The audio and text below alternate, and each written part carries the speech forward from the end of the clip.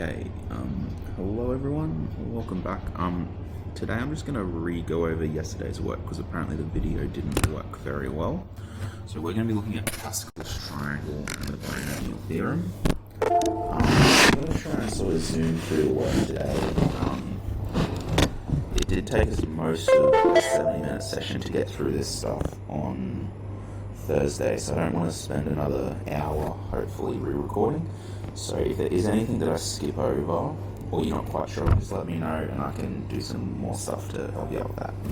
So we're going to be looking at Pascal's triangle and binomial theorem today. They're two interlinked ideas, but before we can sort of look at either of them, we need to understand about factorials. So factorial is just a maths operation, the same as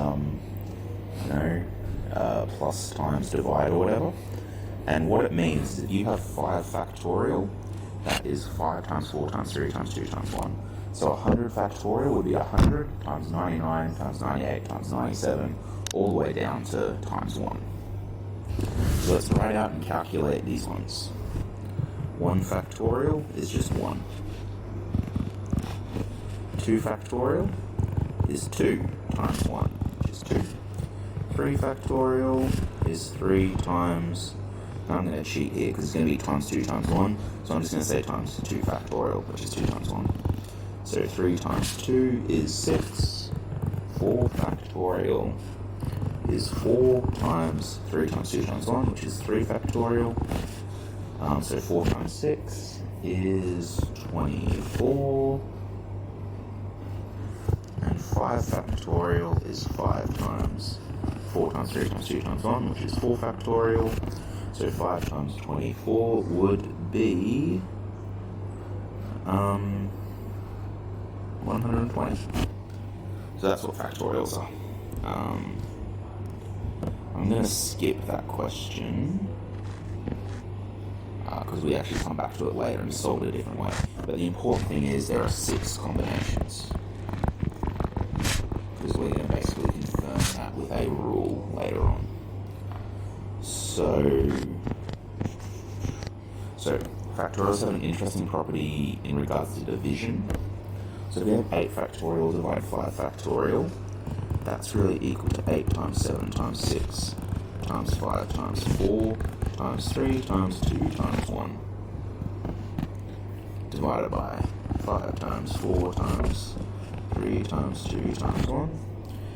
And if you cancel top and bottom, 5 and 5, 4 and 4, 3 and 3, 2 and 2, 1 and 1, that basically cancels out the entire bottom of the fraction, and it cancels out everything 5 and then to the right of 5 as well, which leaves us with 8 times 7 times 6, which is some number.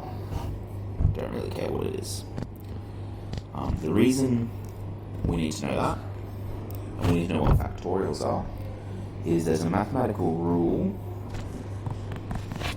which lets us figure out how many choices we have. If we have, let's say, 10 things, so let's say 10 students, and I'll have to make a team of 5 students to send on a maths competition, you might write that as 10CR, or you could rewrite that as 10 choose. Sorry, I said 5, didn't I, instead of 10 choose 5. 10 choose 5. Those two things mean the same thing.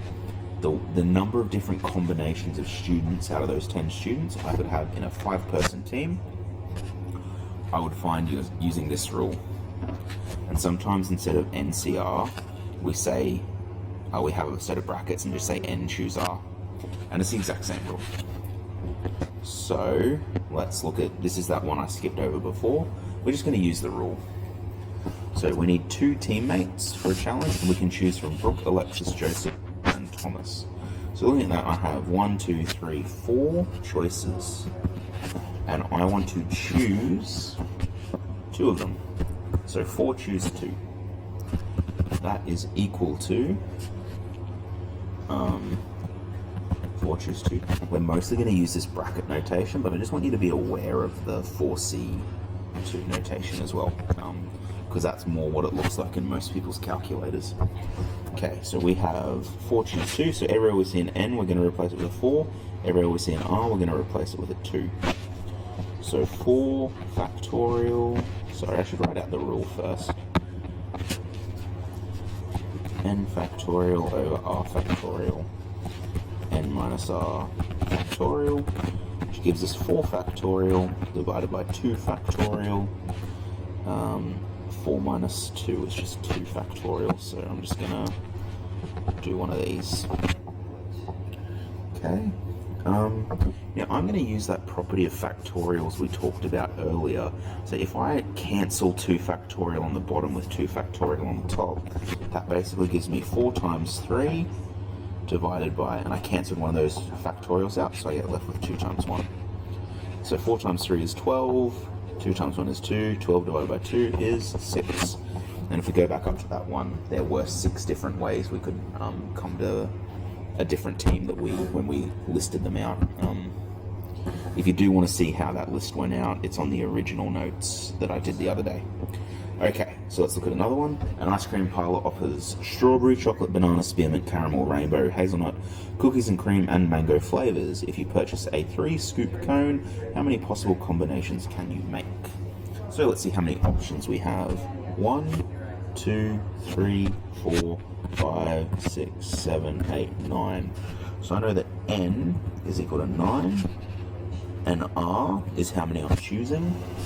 So 3-scoop cone, I'm choosing 3. So what I'm saying is 9 choose 3 is equal to n factorial over r factorial, n minus r factorial, 9 factorial divided by 3 factorial, n minus r, 9 minus 3 is 6 factorial. Okay, I'm going to cancel the 6 factorial with the 9 factorial, which on the top of the leaves me with 9 times 8 times 7, divided by 3 times 2 times 1.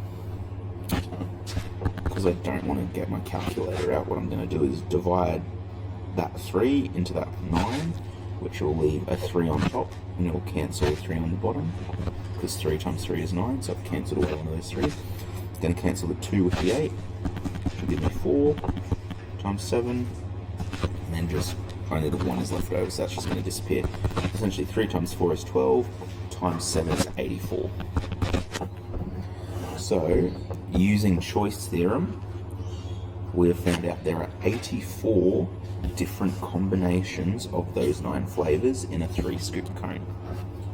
Okay, that's going to become really important later on. Okay, so, I hate this.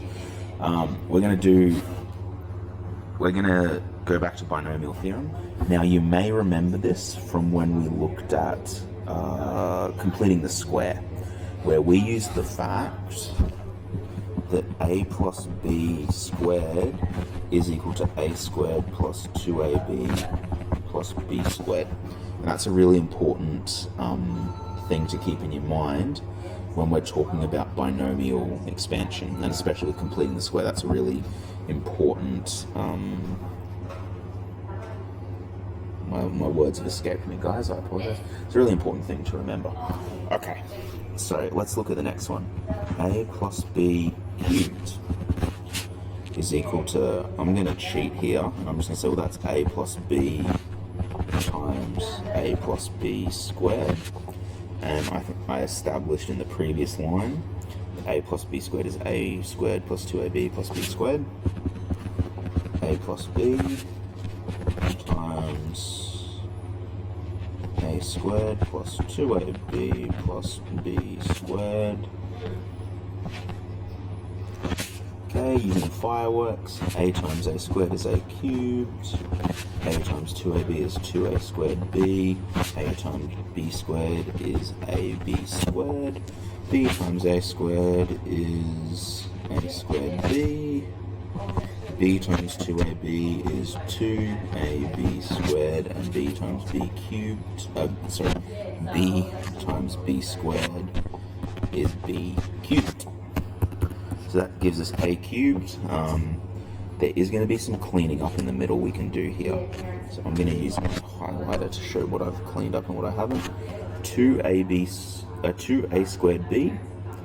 We need to look for anything else that has the same combination of variables, because if it has the same combination of variables, we can combine it. And looking over here, I have an a squared b. So if I have 1a squared b over here and 2a squared b's over there, I can combine them to be 3a squared b's. Okay, now let's look at our next one, our next term that we haven't done yet, ab squared. It can combine with any other term that has variables ab squared, and we do have one of those, ab squared. There's two of them, so we have one of them over here, two of them over there, so we can combine them to be 3ab squared, and then we've accounted for those first 5 terms, leaving us just with that last term, b cubed. Okay, as you can see, that's an absolute muck around trying to expand out to the power of 3. It's even worse to the power of 4.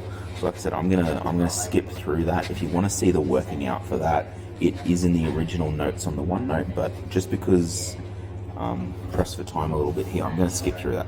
But what I'm trying to get at with this question is that it's really annoying to expand out manually using binomial expansion. So our goal is to not have to do it. We want to find a way where if we have something like a plus b to the 20, I need a way to do that that isn't going to take me all afternoon. So, yeah, I feel a bit like an infomercial. A plus b to the 20, has this ever happened to you? Okay. What I am going to do is just cheat. I'm going to cheat here because I can. I'm going to say if you expanded a plus b to the power of 4, you get a plus b 4 plus 4a cubed b plus 6 a squared b squared plus 4ab cubed plus b to the power of 4. The reason why is we're going to have a look at some patterns going on. So, let's have a look at a b squared. Sorry, there's a hair on my screen. Okay, ab squared. It equals a squared plus 2ab plus b squared. What we're going to do, we're just going to go, we're going to look at part by part. So we're going to look at our 3 terms. So term 1, term 2, term 3. What I'm going to say, in my first term, let's just look at the a squared. So we have an a squared. In our next term, a drops down a power to 1. Then in my final term, a disappears entirely. So what we could actually say is that a has a power of 0 there because it's disappeared. Let's look at a plus b cubed. You have a cubed, drops down 1 to a squared, drops down 1 to regular a, and then it disappears, a0. And this one, a4, goes to a3, a2, a0. Let's look at the b terms now. There's no b there, so we could say that that's b to the power of 0, b to the power of 1, b to the power of 2. So the b's start at 0, go up by 1s. The a's start at whatever this power is. So for us in this line here, it's 2, goes down by 1, and then goes down by 1 to 0. Over here, b doesn't exist. Sorry, I should be looking at this line. B doesn't exist. B to the power of 1, B to the power of 2, B to the power of 3. B to the power of 0, B to the power of 1, power of 2, power of 3, power of 4. So what the first pattern we're seeing here, ladies and gentlemen, is that the first number in our bracket starts out by itself to the highest power, and each term you move along, the power drops down by 1 until it disappears entirely. The second number in our bracket starts at a power of 0, it doesn't exist. And then each term you go along, you add 1 to that power. So down here we had B0, B1, B2, B3, B4. Okay. So that's the A's and the B's, but let's talk about these coefficients. So over here, even though there's no coefficient, that number exists, which means it has a coefficient of 1. A lot of people, if they don't see it, say, oh, the coefficient is 0 because it's not there. But a coefficient of 0 would mean that that term was 0 times a squared, which means it'd just be 0 overall. So yeah, that has a coefficient of 1. coefficient of 2, coefficient of 1. Coefficient of 1, 3, 3, 1. 1, 4, 6, 4, 1. So something I've noticed straight away is that the higher the power, the coefficients seem to get bigger. I've also noticed that the first coefficient that isn't 1 actually ends up being the same as our power. So we have 1, 2, 1, 1, 3, 3, 1, and then 1, 4 matches the power. And I also noticed that the coefficients are symmetrical. So 1, 2, 1. It's 2 in the middle, surrounded by 1s. 1, 3, 3, 1. So it's 3 and 3 in the middle, and then 1 on the outsides. 1, 4, 6, 4, 1. 6 in the middle, and it's surrounded by 4s and then by 1s. So there's actually a common pattern based on that. What we're going to look at is what happens when you have a plus b to some nth power. So if we look at all of our expansion of brackets, actually the coefficients fit in this triangle. So if you think, if we had n equals 2, we had 1, 2, 1. If we had n equals 3, 1, 3, 3, 1. N equals 4, 1, 4, 6, 4, 1. So I already know that if I had a plus b to the power of 5, the coefficients would be 1, 5, 10, 10, 5, 1. That's without doing any maths. You won't get a copy of that on your exam, but it is really handy to see how this works. The way Pascal's, this is called Pascal's triangle. Pascal is a famous mathematician. The way it works is each number you calculate by adding the two numbers above it. So for this 2, it's 1 plus 1. 1 plus 1 is 2. 3 is 1 plus 2 is 3. This 35, you got it from 20 plus 15 is 35. 15 plus 6 is 21. 6 plus 1 is 7. And then that one only has a 1 above it, so it's just a 1. 252 is 126 plus 126. Okay. And you can actually generate this triangle in an interesting way using choice theorem to link it back to what we were talking about before. So each term in the triangle can be generated by n, choose r, where n is the number of the row you're on, and r is how far to the right you are. So I'll just say that this would be n equals 1, and that would be n equals 0. So your first row is actually n equals 0, which does confuse some people. So if we had a look at this triangle, I'm going to try and have both on the screen. That first one, if you had 0 options, choose 0. 0, choose 0. You have one way to do that. So the analogy I came up with yesterday is, imagine n is the number of things in your lunchbox, and r, how many choices, is how many things you feel like having for lunch. If you have nothing in your lunchbox and you're not hungry anyway, there's one way you can eat lunch. If I have nothing and I choose nothing, there's one way that happens. If I have one thing in my lunchbox and I choose nothing, there's one way that can happen. I'm just not going to eat. If I have one thing in my lunchbox and I choose one of, I want to eat one thing, well, there's one way I can have lunch. If all I have is a popper, the only way I can eat lunch is having that popper. So you can see that 1, 1, 1, 1, 1, 1. Let's look at the next row. If I have two things in my lunchbox and I don't want to eat any of them, so maybe I have a popper and a muesli bar, but I don't want to eat any of them, there's one way I can eat nothing. So that matches up with this one up here. If I have two things in my lunchbox, so I have a popper and a muesli bar, and I only want to eat one thing, I can either have that popper or I can have that muesli bar. Two ways. Then if I have two things in my lunchbox but I want to eat both of them, there's one way that I can make that lunch happen. I'm going to have that popper and that muesli bar, and that's it. Okay.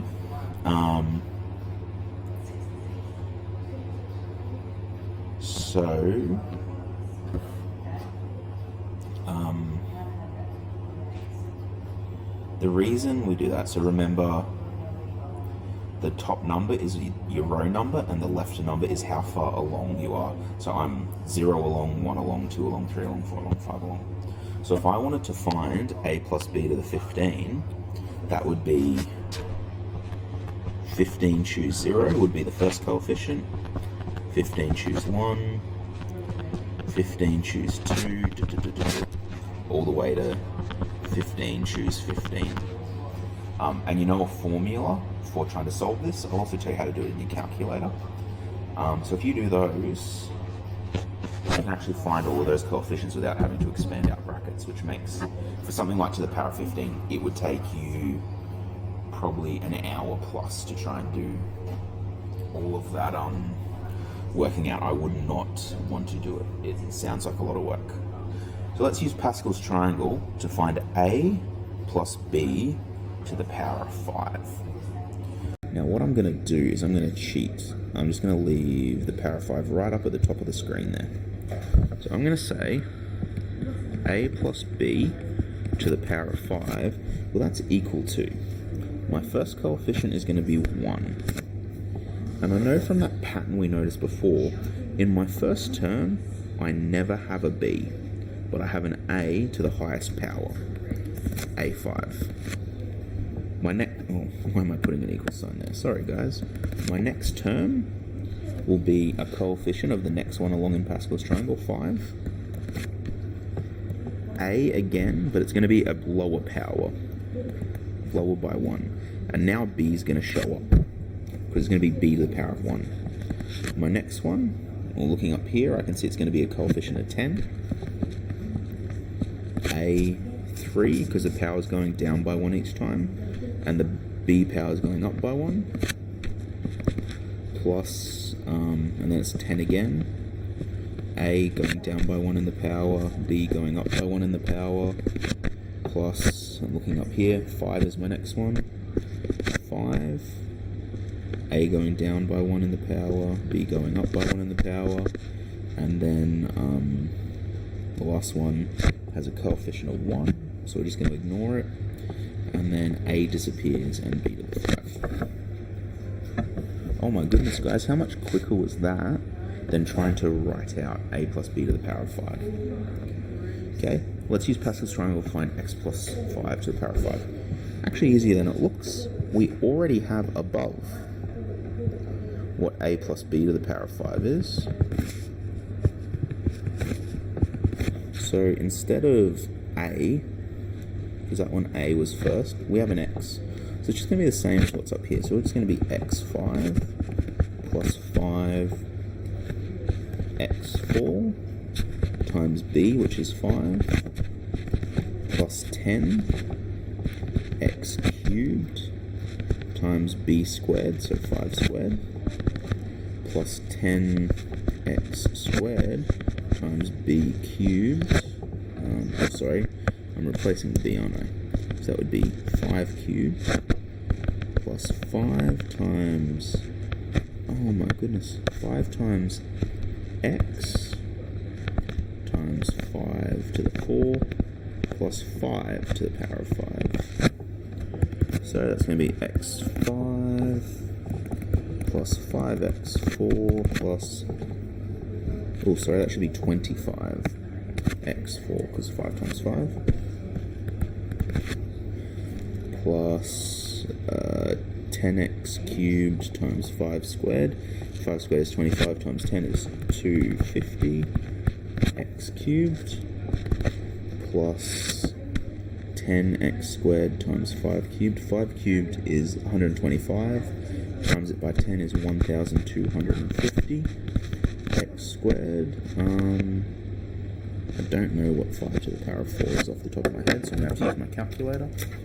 And it's going to end up being essentially 5 to the power of 5, because you're timesing 5 to the power of 4 times 5, so 5 to the power of 4 times 5 is 3,125 x, and 5 to the power of 5, oh, an equal sign again, get it together Parker, 5 to the power of 5 is 3125 again.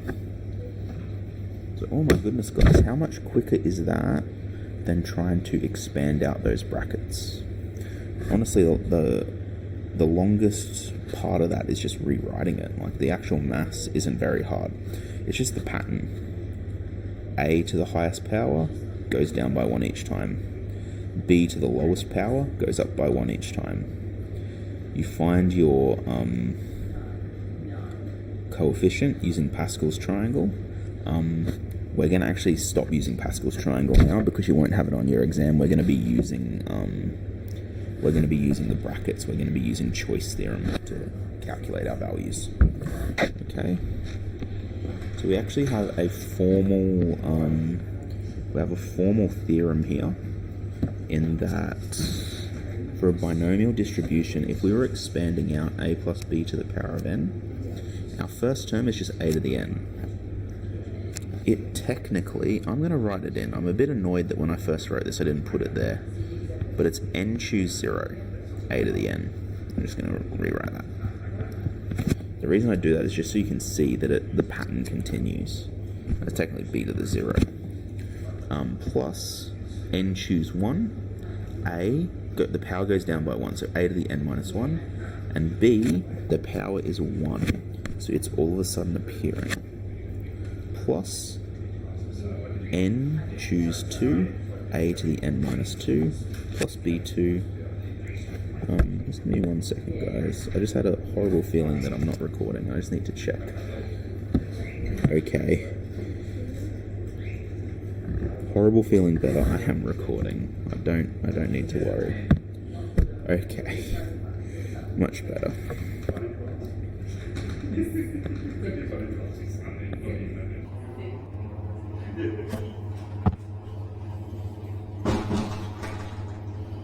Okay, just wait this. Apparently my OneNote died when I did that for some reason. Okay. So, our coefficient we find using choice theorem.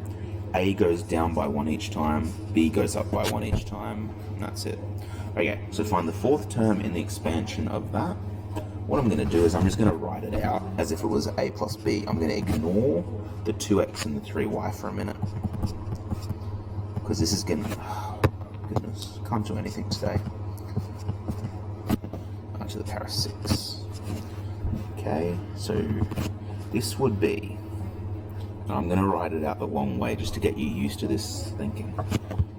The way I would write this would be 6 choose 0, a6 b0. Now I'm going to do this as we go along, just for the sake of argument. What is 6 choose 0? If I have 6 things in my lunchbox and I want to choose none of them, there is one way I can do that, so that disappears. Just a 1. A to the 6, well, that's a very real number, so it can continue to exist. And then b choose 0. Well, that's just going to be nothing, so that just stays as is. Okay, my next term is going to be 6 choose 1, a5 b, because b is going to go up to the power of 1. 6 choose 1, if I have 6 things in my lunchbox, I only get to choose one of them to have lunch. There's 6 different options I have for lunch. So that would be 6. A5 is just A5, and then B1 is just B. Okay. I'm going to go up to the fourth term. I'm not going to finish off this whole thing. Now 6 choose 2. 6 choose 2. A4, B2. Now 6 choose 2. I'm just going to teach you how to do this now. There's 2 ways you can